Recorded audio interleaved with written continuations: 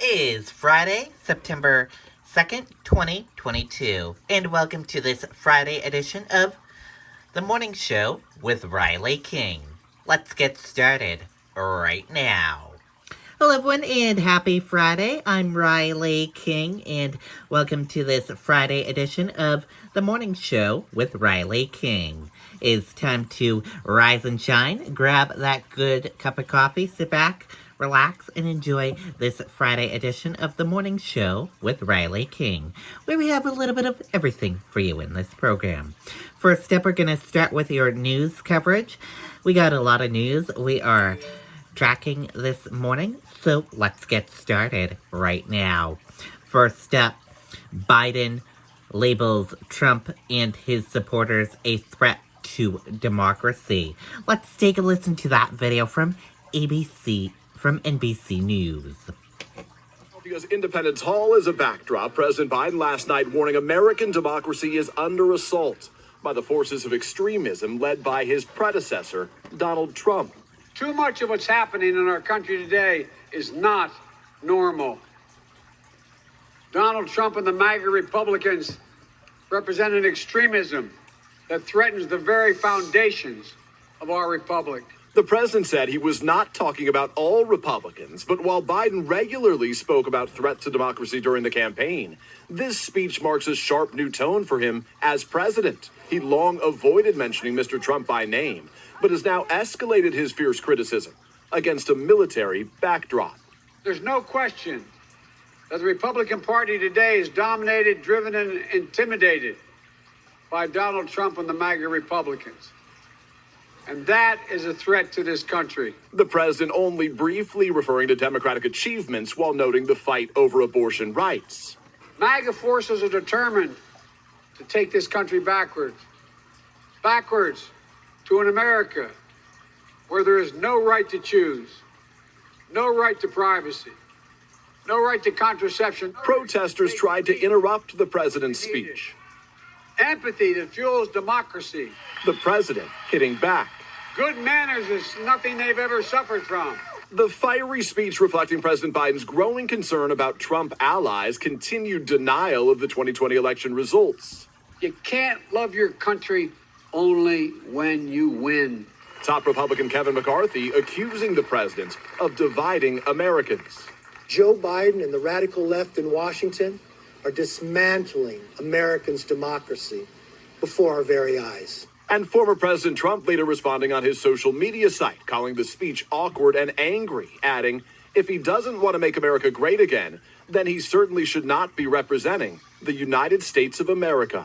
And on the topic of January 6th, there's another headline. Mr. Trump now saying that he is financially supporting some of the accused rioters from that day, adding that he will strongly consider a full pardon for them if he runs for president, Craig and Chanel, and wins. All of this coming, again, as this federal judge is now weighed in on that ongoing legal battle between former President Trump and the Justice Department. Where does that part of the story stand? Yeah, so it's a good question. This federal judge in Florida right now is deciding whether to appoint this independent third party, what they call a special master, who would review those materials that were collected from Mar-a-Lago right now. Mr. Trump's lawyers compared him keeping those highly classified documents to basically having an overdue library book. The Justice Department says they oppose this. They don't want there to be a separate set of eyes taking a look at it. They say they've already looked at it. They say because he's no longer the president, he has no right to have those documents in the first place. And one other important note, the judge has now said that she is going to allow to make public a detailed list of everything that the FBI seized from Mar-a-Lago. All right. Peter Alexander, our chief White House correspondent. Thank you, Peter. Okay, and there you go on that video and that report.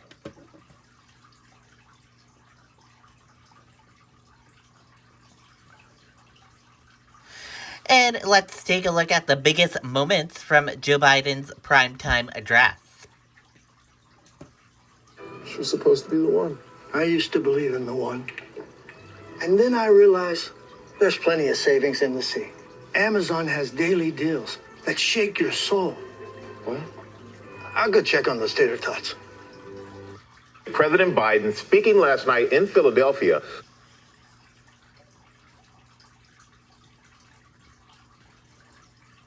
about what he called the battle for the soul of the nation, blasting former President Trump and MAGA Republicans, arguing democracy is under assault. Our senior White House correspondent, Mary Bruce, is at Independence Hall with more. Good morning, Mary. Good morning, Michael. Well, this was one of the harshest critiques we've heard yet from this president. Biden arguing that the November elections are really a moral choice, warning that the preservation of our democracy is at stake. As I stand here tonight, equality and democracy are under assault. Overnight, President Biden outlining a stark choice. Too much of what's happening in our country today is not normal. Donald Trump and the MAGA Republicans represent an extremism that threatens the very foundations of our republic. Biden warning their election denials are a threat to the nation. Democracy cannot survive when one side believes there are only two outcomes to an election. Either they win or they were cheated. You can't love your country only when you win. The president eager to make the upcoming midterm elections a referendum on his predecessor, calling out Donald Trump by name and referencing MAGA Republicans more than a dozen times. MAGA forces are determined to take this country backwards to an America where there is no right to choose, no right to privacy, no right to contraception, no right to marry who you love. They promote authoritarian leaders and they fan the flames of political violence. Violence, Biden said, like the January 6th attack on the U.S. Capitol. They look at the mob that stormed the United States Capitol on January 6th, brutally attacking law enforcement, not as insurrectionists who placed a dagger at the throat of our democracy, but they look at them as patriots. Hours before his speech, a judge issuing the longest sentence yet to a member of the mob, former New York City police officer and U.S. Marine Thomas Webster. He now faces 10 years in prison for his actions that day. In total, nearly 250 people have been sentenced for their roles in the attack. The former president is fiercely defending them, saying in a new interview that he is financially supporting some of those facing charges and that he would consider pardoning them if reelected. I will look very, very favorably about full pardons. I mean full pardons with an apology to many, an apology. Now, the White House insists this speech last night was not political, but this was Biden's second of 3 trips to this critical state within the span of just 1 week. Democrats, of course, are hoping to pick up a Senate seat here in one of the most closely watched races in the country. But this is ground zero for both parties. And tomorrow night, Donald Trump will be here holding a rally and campaigning for the Republican candidates. Cecilia. He certainly will, Mary. Thanks. Well, hey there, G. Okay, and that was a look at the biggest moments from Joe Biden's primetime address last night.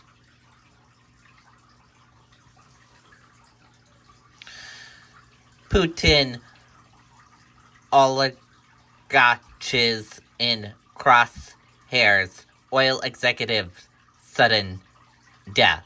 Let's take a listen to that video from ABC News.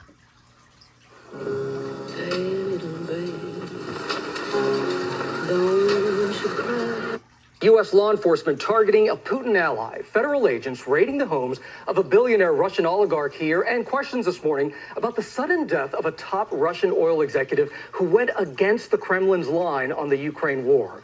Our foreign correspondent James Longman, of course, is tracking it all. Hey, James, good morning. Yeah, good morning, Gio. Business and politics have long been interconnected in Russia, and that's because some of Russia's richest men made their fortunes in companies that were once owned by the state. It's long been a dangerous game, but for some high-powered executives, it may have become deadly. This morning, the FBI and Homeland Security turning up the heat on ultra-wealthy Russian oligarchs connected to President Vladimir Putin. Agents searching the New York City apartment and a Hamptons home associated with Russian billionaire Viktor Vekselberg on Thursday. All part of a Justice Department task force which is charged with finding assets, like these planes and yachts, of oligarchs trying to evade sanctions over Russia's invasion of Ukraine. Vekselberg's $90 million yacht was seized in April.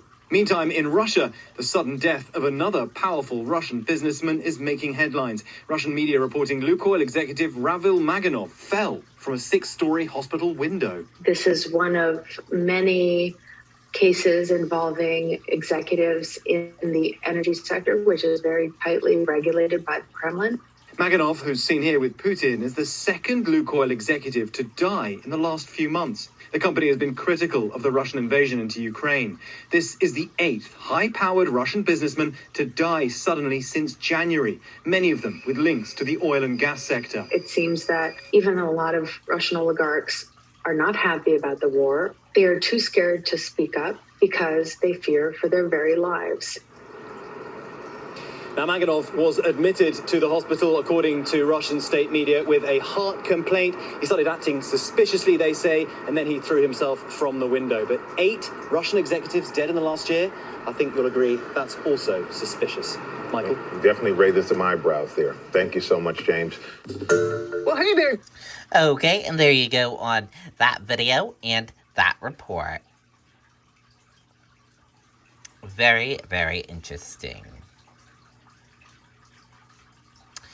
Assassination attempt on Argentina's VP caught on camera. Let's take a listen to that video from NBC News.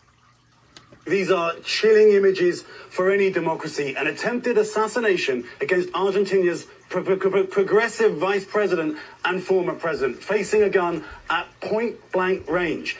And she's lucky to be alive this morning. Cameras were rolling. Argentina's vice president smiling. Then suddenly, a loaded pistol is pointed at her head. A click is heard, but the weapon does not fire.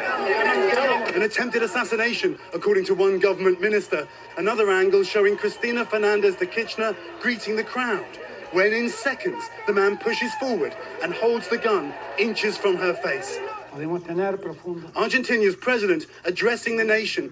Cristina remains alive because for some reason, not yet technically confirmed, the gun, which contained 5 bullets, did not fire. Within minutes, a suspect was detained, dragged down by a crowd, taken away with a coat over his head, and later in custody, covering his face. His motive unclear. Forensic police out in force. Overnight, supporters rallied outside the vice president's home, a towering figure but controversial. Argentina's politics increasingly bitter. She has faced protests and corruption allegations that she has denied and branded a media judicial firing squad. Now these images, the most serious challenge to democracy for decades, the president said, warning that hate leads to violence. But as Argentinian television replays these seconds again and again, the danger this morning may be deeper political divisions.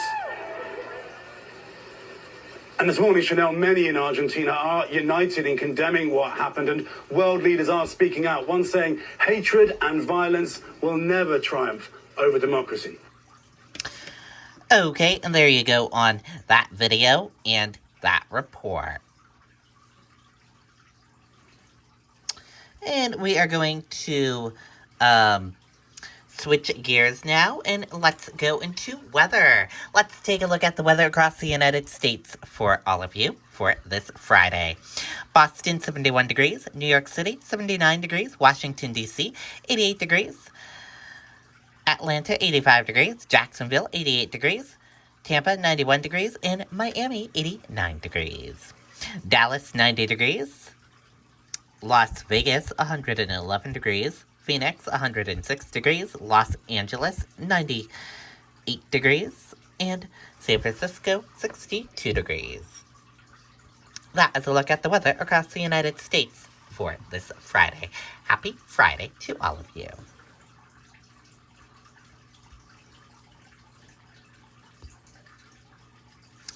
And we are going to switch gears now.